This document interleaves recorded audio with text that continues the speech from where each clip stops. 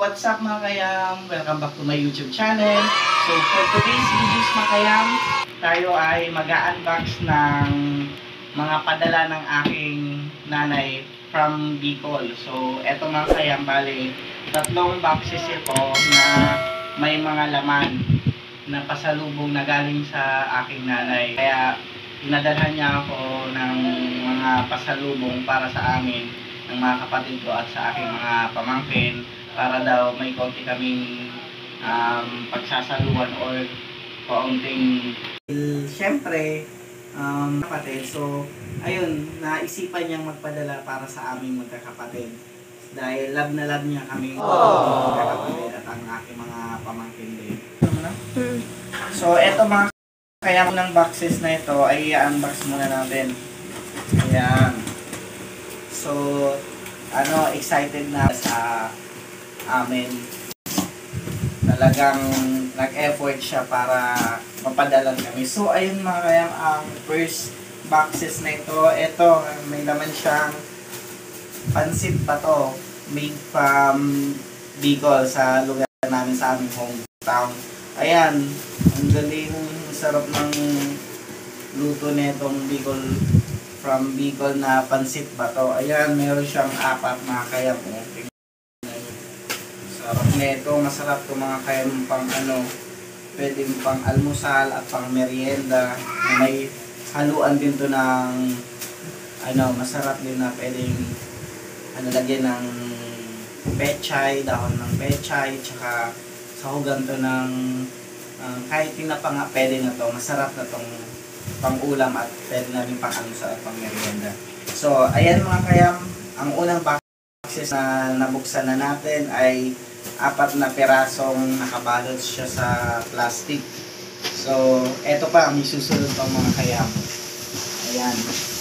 Ayan, paksuit natin. Ayan.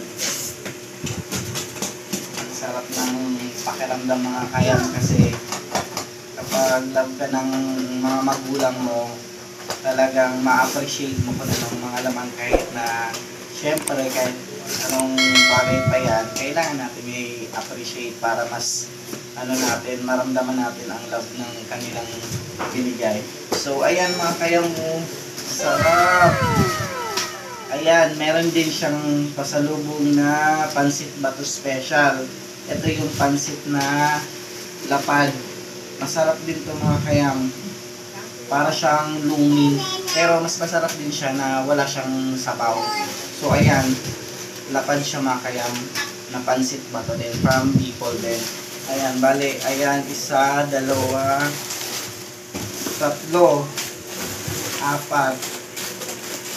lahat mga kayam na pansit batong lapad. So eto meron din pa siya mga kayam na maliliit din, 500 grams din na pansit bato. Sobrang siya, manipis at maliliit. Ayan, meron din siyang bali 6 siyang piraso mga kayo. 6 na piraso sa isang box. Ayan. So talagang super kami ng aming nanay at ng aming tatay. Dahil sobrang miss na rin nila siguro kami at miss na rin namin sila dalawa pareho. Hindi na namin kasi sila nakakasama ng ilang buwan din. So i-unbox na rin natin ang pangatlo mga kayam. Ito. Ayan. Ayan mga kayam. Sobrang bait talaga ng aming nanay. Butihing nanay. Kaya kayo mga kayam, kapag love nyo ang isang tao, paramdam nyo talaga sa kanila na importante sila sa inyo. Kaya ang nanay talaga ang dakilang nanay para sa atin. So, ayan mga kayam, i-unbox din natin ito, pangatlo. So, bali, pareho lang siya mga kayam ng unang box. Kasi nakabalot din siya sa plastic bag na pansit ba to? Na bagong bago pa lang na luto. Kaya medyo mainit-init pa galing sa biyahe. So, sobrang sarap nito mga kayam. Ayan, bali, ang nandito sa box na ito mga kayam, 1, 2, 3, 4 lahat siya.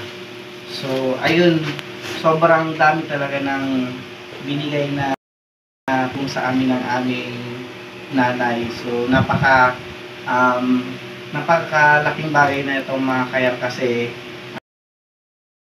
nakakain ng pansit bato. So, sobrang thankful kami sa aming mga magulang kasi kahit pa paano naisip nila pa rin kami na kahit malayo, at least na naaalala nila pa rin kaming mga magkakapatid, ang kanilang mga anak at ang kanilang mga apo. So, bali, sobrang saya namin ngayon kasi ayun, marami kaming magagamit nito at mapaglulutuan namin. Syempre makakatipid na rin kami sa pang-araw-araw na namin, pang-almusal o kaya pwedeng pang-merienda. So kaya sobrang thankful kami mga kayam kasi ayun, marami kaming na-receive na mga blessings at mga pasalubong galing sa aming mga magulang.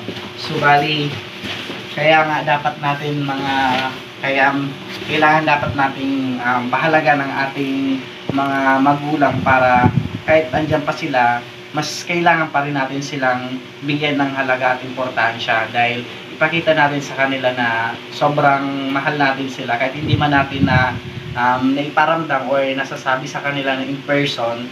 So kailangan pa rin natin na kahit papano magpasalamat pa rin tayo sa kanila dahil sila yung natin, mga magulang, sila yung dakilang mga magulang na ating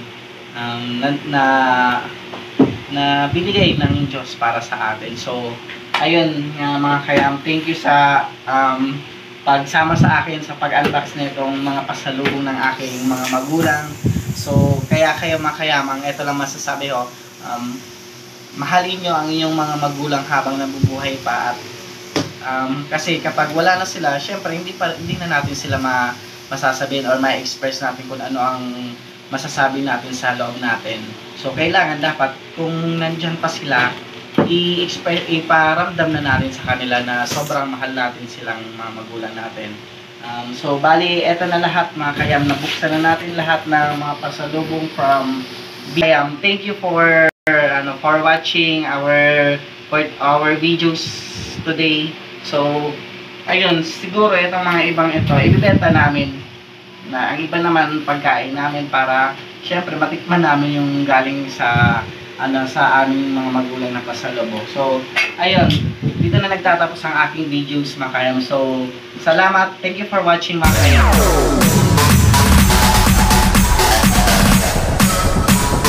TikTok, all stop.